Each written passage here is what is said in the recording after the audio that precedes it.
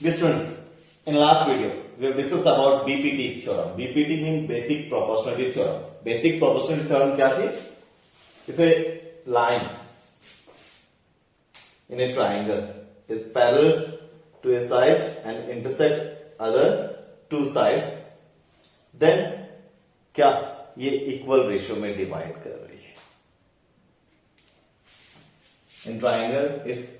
In triangle ABC, if DE is parallel to BC, then AD by DB is equal to AE by EC होगा.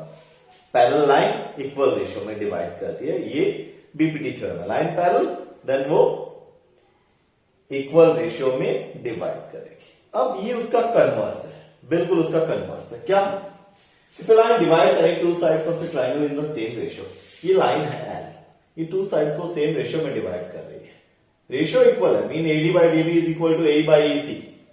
Ratio equal given है and आपको prove करना है ये लाइन, then prove that this line is parallel to the third side. Then आपको prove करना है ये लाइन इस थर्ड साइड के पैरेलल है. D is parallel to BC. BPT theorem में क्या था? D is parallel to BC. Then आपने प्रूव किया था ये रेशियो इक्वल. इस बार ये रेशियो इक्वल गिवन है, प्रूव करो D is parallel to BC. Given line L intersects two sides AB and AC at D and E respectively, such that ऐसे इंटरसेक्ट करता है that AD by DB is equal to AE by EC. Mean same ratio में, equal ratio में divide कर रही है.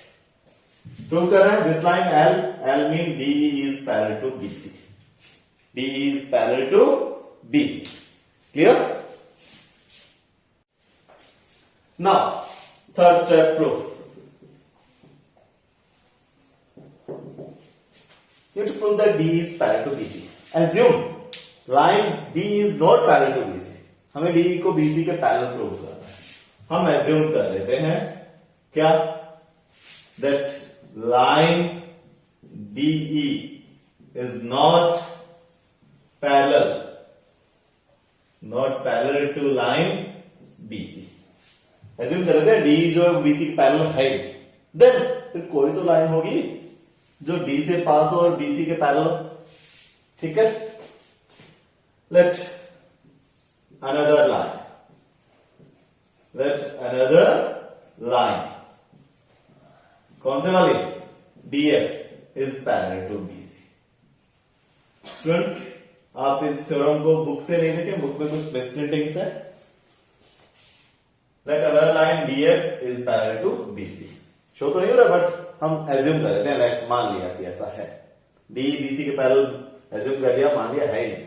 Then कोई तो लाइन होगी जो डी से पास हो, बीसी के पैरेलल हो. लेट वो लाइन जो है वो डीएफ है, because DF is parallel to BC.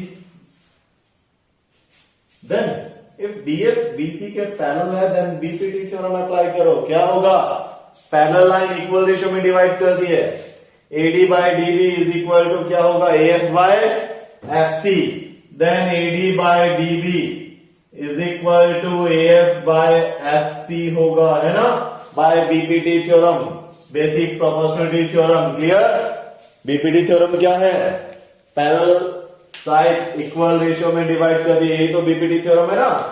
Because but we are given, आपको गिवन है. गिवन क्या है? गिवन ये है that AD by DB is equal to AE by EC. L जो है वो इक्वल रेशियो में डिवाइड कर रही है, ये गिवन है. But AD by DB is equal to AE by EC. Given वाला स्टेप है, उसके अंदर देखो ये राइट करवाया था ना मैंने. गिवन क्या था क्वेश्चन में? If A line divides any two sides of A triangle in the same ratio, L to साइड्स को सेम रेशियो में डिवाइड कर रही है. AD by DB is equal to AE by EC. ये तो गिवन था. बट बाय बीपीटी थ्योरम आपने डीएफ को बीसी के पैरेलल रख किया है. If DF is parallel to BC, then BPT theorem apply करें. पैरेलल लाइन भी तो इक्वल रेशियो में डिवाइड करती है ना. Then AD by DB is equal to होगा एफ बाय एफसी. ठीक है, from equation first and second, दोनों इक्वेशन से देखो क्या है. ये किसके इक्वल? एडी बाय डीबी के इक्वल. ये किसके इक्वल? एडी बाय डीबी के इक्वल.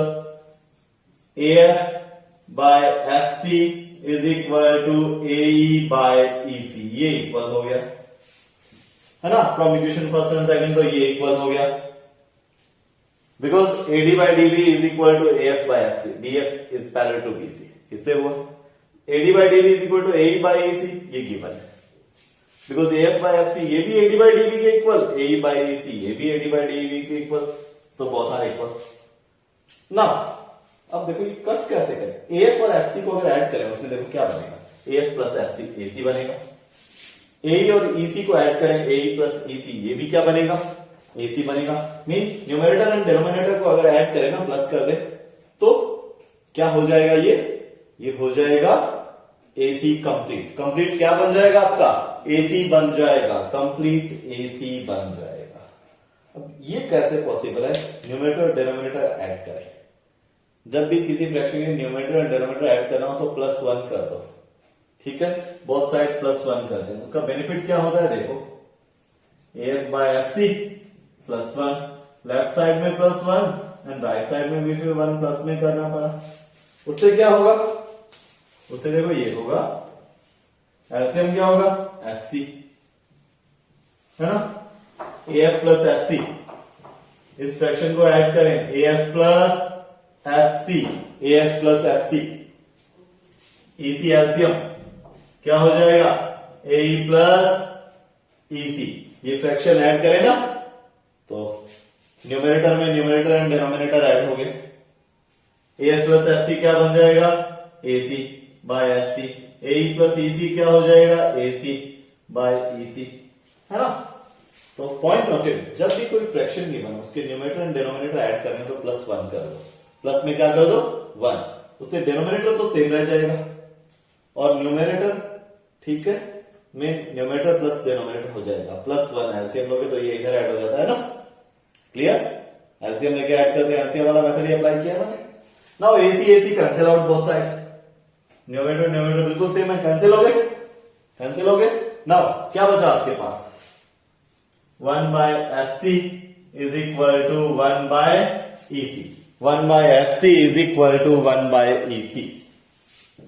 मीन क्रॉस मल्टीपल करें तो क्या हो जाएगा, F C is equal to EC. Is it possible, क्या ये पॉसिबल है कि F C is equal to EC, क्या ये पॉसिबल है कि F C is equal to EC, ये पॉसिबल नहीं है। एफ सी और ईसी कैसे इक्वल हो सकते हैं, ये तो पॉसिबल ही नहीं है ना। सी से एफ और ई की डिस्टेंस इक्वल कैसे हो सकती है, सी से ये थोड़ा नजदीक है, ये थोड़ा इससे आगे है, ये तो तभी पॉसिबल है जब एफ एंड ई कोइंसाइड्स हो जाए, मीन एक दूसरे के ऊपर आ जाए, तभी पॉसिबल ना। This result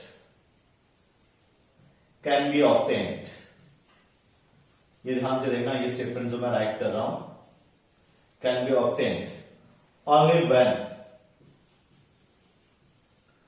when F and E क्या हो, पॉइंट नोटेड। ये रिजल्ट तभी आप ऑब्टेन कर सकते हो, तभी आपको मिल सकता है जब एफ किस पर चला जाए, ई पर चला जाए, F and E is coincide, mean क्या होता है, एक दूसरे के बिल्कुल ऊपर। ये रिजल्ट तो तभी पॉसिबल है, देखो एग्जाम्पल 3 पर्सन है, ई एफ और सी, सी यहां पर खड़ा, एफ यहां पर है, ई यहां पर है, कहा जाए कि सी से एफ और ई इक्वल डिस्टेंस करें, ये तो तभी होगा जब एफ भी ई के पास चला जाए, है ना। नहीं तो ये डिस्टेंस तो एक ही स्ट्रेट लाइन का तो कैसे पॉसिबल है, एक ही स्ट्रेट लाइन में ना, सी एफ एंड ई एक सेम स्ट्रेट लाइन में, ये तो पॉसिबल ही नहीं होगा। क्लियर दिख रहा है, सी से एफ और ई कैसे इक्वल डिस्टेंस पर हो सकते हैं, ये तो आगे पीछे सेम स्ट्रेट लाइन पर, ये तो तभी पॉसिबल होगा जब एफ भी ई के पास जाके खड़ा हो जाए, मीन एफ भी ई पर चला जाए, पॉइंट एक दूसरे के ऊपर होना, मीन क्या, कोइंसाइड्स होना, ठीक है। ये तो तभी पॉसिबल है जब एफ एंड ई क्या हो, कोइंसाइड्स हो।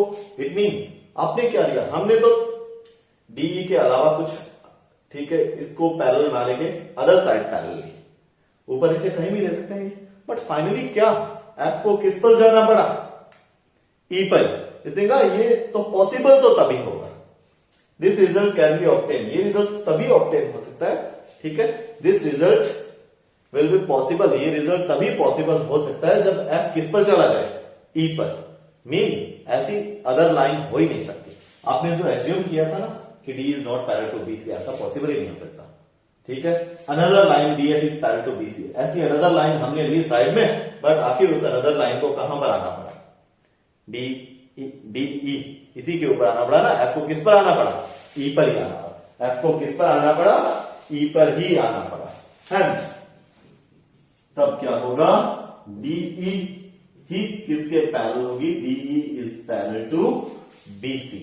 DE मीन यही सिंगल लाइन पॉसिबल है जो BC के पैरेलल। अगर आपने अनदर ऐसे लो या ऐसे लो, फाइनली ठीक है, ये पॉसिबल होने के लिए जो रिजल्ट आया ना हमारे पास, जो रिजल्ट आया सॉल्व वगैरह करके FC is equal to EC, इस रिजल्ट को, ये रिजल्ट इक्वल हो गया। ये रिजल्ट तो इक्वल तभी पॉसिबल है जब F भी किस पर चला जाए, E पर चला जाए। मीन फाइनली आप F को ऊपर नीचे कहीं लो, उसे E पर ही जाना पड़ेगा, ठीक है।